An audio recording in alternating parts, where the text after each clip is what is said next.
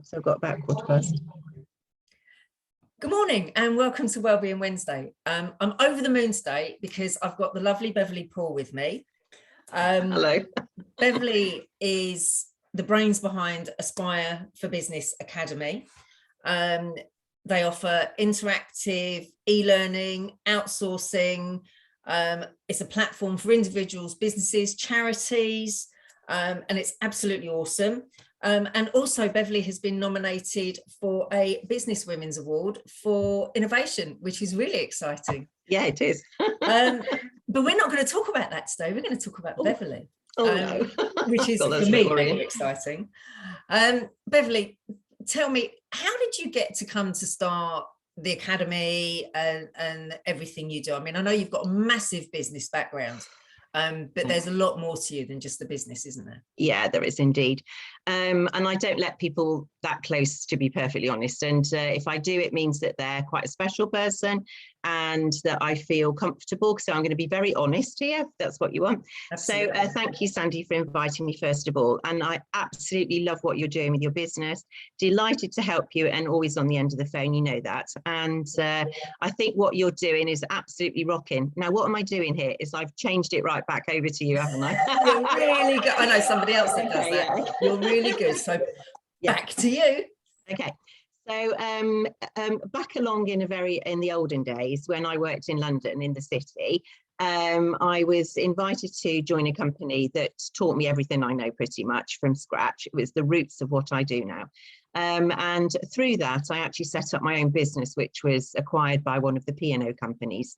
And we set up a recruitment company for the Sutcliffe Catering Group, which at the time managed all the ground crew at Heathrow Airport. So it was quite a big thing to do.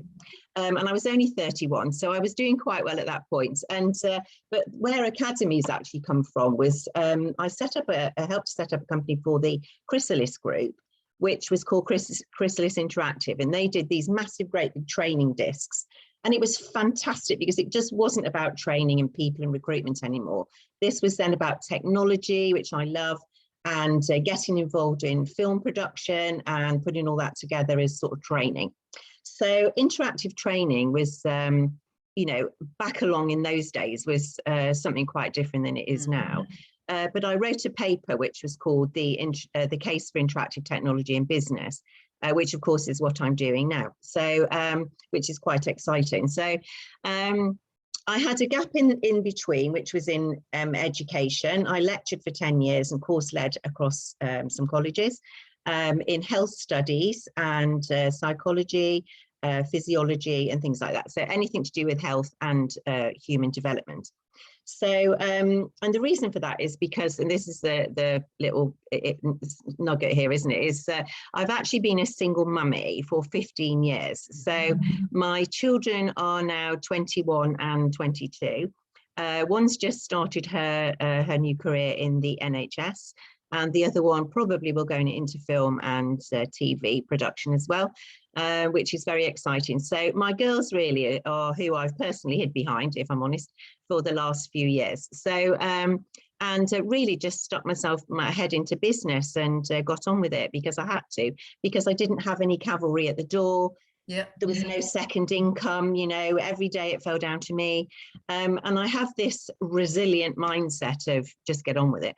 But not everybody is like that. But my life has been such that it's created that environment for me to work very hard and, you know, to be quite accomplished. But the one thing I will say about all of this is I'm really not a very materialistic person. You know, I know what nice things look like, and I've had all those lovely nice things. But at the same time, I've also seen the absolute worst that life has got to offer people. When I was doing my degree when I was 40 in social care, which is where I worked for 4 years in family support and fostering and adoption, and in that environment. So I have I sort of think of myself as somebody that's got a really nice balanced view of having worked in business and, you know, seen the whole man-woman thing evolve over the last 30 years.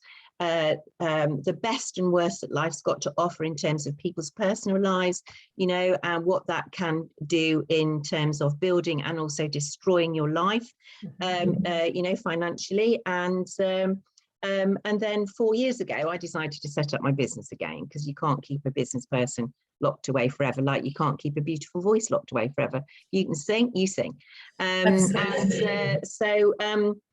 So Academy came out of really my education, curriculum, training, technology background, you know, and I've worked with some of the best companies, Motorola, Picturetel, when they were doing interactive video conferencing, things like that, all those years ago. So when we actually hit like lockdown and everything else, it was sort of obvious to me that I needed to do something to get people online. So in the October previous, I'd set up Academy as a place really for people to get some business reach from the business breakfast that I was holding. They were coming along doing all their pitch and everything, and in those pitches I thought there's loads of training courses in these people, and you know, loads of ideas that I can take online, you know, which is how that started. And so very humbly will now say that there are 300 training courses on the platform now. We've had over 1,200 enrollments in just over 20 months. And this is the 4th business that I will have built, and is now ready for investment or sale, which is where it's going to, you know, which is where it will head.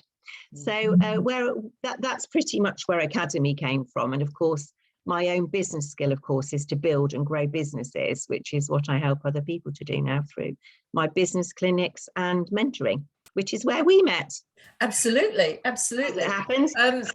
But I'm going to sort of like take you back just for a couple of minutes. You said about being a single parent, and seeing sort of the best and the worst. And you also mentioned something that I really admire about you, which is your resilience. So for anybody else out there that is thinking about starting a business, that, like you say, they may be on their own, they haven't got that sort of traditional support network. What would you say, and how would you suggest that they find that resilience that you've clearly got? Okay, so we've talked about this before. In my life, I've absolutely been through the mill. I've chosen the wrong partners. You know, I've done everything that I tell other people not to do, and then all of a sudden you find that place when you say, right, this has got to be right. So I am actually writing a book at the moment, which is called Every 10 Years. And your life changes about every 10 years. So up until you're about 20 and 30, and then it's like this springboard effect like this, and then everything starts to change and you become the person that you are. And then in your 40s, you've got your family, 50s, you're sort of, you know, in the peak of your career, if you like. And then when people get into their 60s, they're sort of either on the downward slide or, you know, working towards retirement, that type of thing. And I'm absolutely not there. So, so yes, I have been through the mill, and I've had, I would say, you know, people looking in from the outside don't know me very well, because they only know me in my jacket, which is how I put it. But in this book that I'm going to write, I will talk to people about you know, where the resilience has actually come from, and some horrendous experiences that I've had in my personal life that I'm now trying not to replicate. So there is a lovely book which has been written by Catherine Baldwin, actually, and it's called How to Fall in Love. And it's got nothing to do with how to fall in love. It's about not replicating past experiences in your life, shutting doors, making space, self-care, you know, all those things that we know that we have to do, and that you so ably take into companies and help people with as well. So it will all be revealed in a book, but I will actually just say that I sit and I listen and talk to people because of my own life experiences. I'm able to give some advice. So for ladies or people or men, even that are single daddies who want to set up a company, make sure that you've got 3 months money to support you for a start off, because, you know, it's not going to go anywhere if you've got no money. Good investment, and really your power circle. So everybody's got people that are really special to them. And mine are Greg Parry, who lives in Belgium. Greg's known me for a very long time. I could tell him anything and he'd tell me straight exactly what the answer to that was. I have a business mentor, Micah Dwyer, in London. I've got my personal coach, my exec coach, Astrid Davis, and a whole bunch of other people that are in my business circle. So you've got to have good supportive people that you know that you can go to and that you trust as well, Sandy. You know, that's really important, is to have those people that you know that will give you an honest answer. And before people actually even start putting pen to paper and writing a business plan, it's really about what is it that is absolutely their competitive advantage? You know, what is it that you've got that makes you special, that can actually set up this business? And then there are people like me who help people to put that in order with things like, excuse me, their pricing, their business plan, their marketing, etc., and the whole new thing, which is digital media.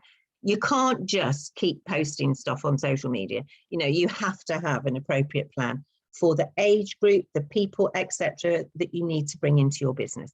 So it's very much, I think, about to set up a business is to think very carefully, first of all, about all of the elements of that. And if you can, you know, have a side hustle or you know, work in the gig economy or whatever it is whilst you're doing that to support yourself financially, you know, that's always a good thing to do as well.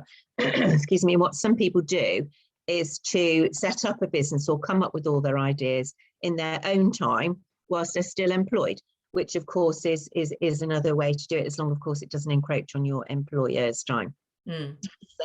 So I think, you know, always the advice that I give is to get it all right first before you even start. And having done this myself now 4 times, you know, I sort of know where those pitfalls lie. But really, don't get me wrong, you know, the last 2 years in lockdown, when I've had my daughters at home, some family trauma going on, you know, financially, I had one year's books in, so I had no bounce back. I've had to physically do this myself for the last 2 years. Again, you know, really hard work, self-supporting. So it doesn't get easier. I think you just get more aware, you know, more knowledgeable and able to work around corners, you know, while staying on track. So one question, what prompted you to write the book? To start writing the book? Okay, well, when I talk to people or when I've done talks, I spoke at a business women's group in London, and they sort of said, wow, that was so welcome, you know, and you're so motivating, insightful, you know, these words sort of make me blush.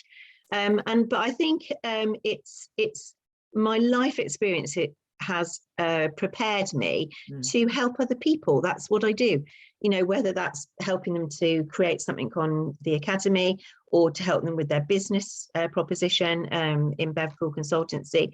But I think at the end of the day, I was prompted to write this book because it needs to be said. And you know, it's not a book about people who I want to slate or anything like that. It's a story about my life and how it's changed every 10 years, but applying it to psychological perspectives. So, you know, if you don't go through one stage of your life successfully, says Erickson, you don't go along to the next stage in life successfully. You've got to relearn. It's like taking children through regression therapy when they're little, you know, if they haven't done that, which you'll understand with your role. And then the other thing about writing a book is to give examples, you know, or ways to overcome those things that other people may have experienced. But there's one real key thing here, Sandy, that I always say to everybody is you only see the world through your own eyes and experiences, nobody else's. You know, you can't change what other people think, you know, and I've always got this line when people have, you know, sort of said something to me is because I can't change something, especially if it's getting a little bit warm or, you know, people are feeling a little bit tetchy, is what do you want to happen?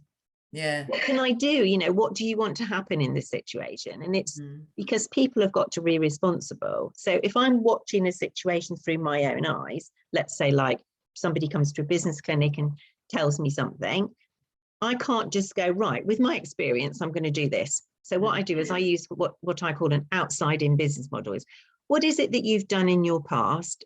What is it that you are like? Who, you know, what roles have you done? All those sort of things. What people are in your life? Which is my slice of life, and how can I actually help you to change that with your own experiences, not mine. So it's like a guiding type insightfulness that I think that I've hopefully brought into this book, because it will be, you know, it will be quite hard for me to write some of those things that I've been through. And, you know, but now, because I've read more and studied more and, you know, listened to what people are saying, I've now got this way of thinking about things in a totally different manner, and feel able to sort of to say, you know, about my personal life. And, you know, I've chosen to be a single person for the girls, really, so that they always had my best attention. And I will write about that as well, you know, because this book starts off, and this is the personal bit that we said that I'd say, is in my life, Sandy, I have been wanted, needed, desired, and required, but I've never been loved. The way that your heart needs to be loved. And everybody goes to me, well, that's a really sad thing to say. And I go, no, it's not, because I recognize it, I see it, and I'm able, therefore, to help other people to identify it as well. Is that? And I think that's really key. I think that's really, really interesting. And I totally agree with you about getting those experiences out there. I mean, for me, my life is the sum of all my experiences. Exactly. Where I am now, I wouldn't be that person if I hadn't been through everything that I've been through. And I think there's a lot of value in that. Yeah, absolutely. And it's not just about your personal life, it's about your work life as well, you know, to be treated fairly, for people to see you for who you are, as an open book. You know, so when I say never loved, it's not just a case of, you know, oh, I'm so sad because nobody's ever loved me type of thing, but it's in their own way. Or in your work situations, you know, oh, I love going to talk to Beverley, you know, it's that type of thing, you know, because she makes me feel better. Or, you know, spend half an hour with Bev and you'll feel great, this type of thing, you know, that's great, because that's what I do, you know, that's my job, that's it. It's not about fitting people into boxes, about mentoring, it's about helping people to really value what they've done. And like you've just said, all those experiences make you the person that you are, you know, and which is exactly what I've just said about, you only see the world through your own eyes and experiences. And Absolutely. then from that, you can help other people to identify theirs. Yeah. And personally, I think we're both very special. Thank you very much. Listen, thank you so much for your time this morning, Beverley. Okay. You've been an absolute star. I can't wait to read the book. And please, can I ask that Wellbeing Wednesday has like one of the first previews? Yeah, of course, yeah. And thank you so much. And I wish you so well with your business. Happy to help. Yeah, and always here if people need to talk and find a route for their ideas. That's lovely. Fantastic. Thank you, Thank Beverley. you, Sandy. I'll see you soon. Bye, bye, bye.